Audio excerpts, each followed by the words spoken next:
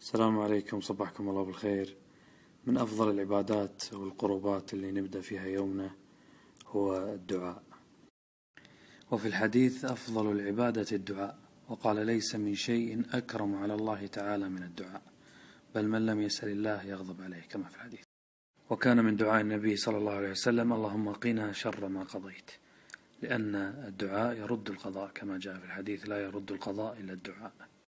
وفضل الأذكار والدعاء يدل على يسر الدين، لأنها عبادات سهلة يسيرة لكن فضلها عظيم.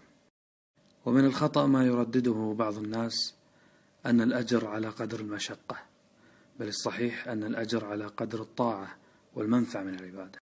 ولو أخذنا مثال على ذلك: سبحان الله وبحمده سبحان الله العظيم، قال النبي صلى الله عليه وسلم: ثقيلتان في الميزان.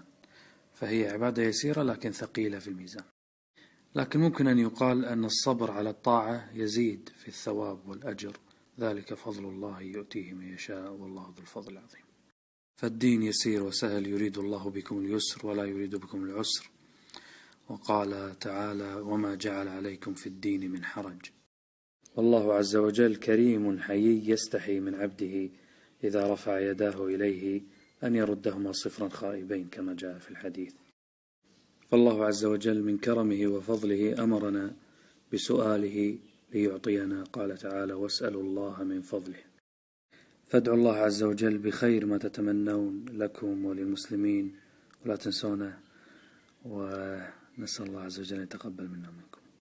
واسألوا الله من فضله، إن الله كان بكل شيء عليما.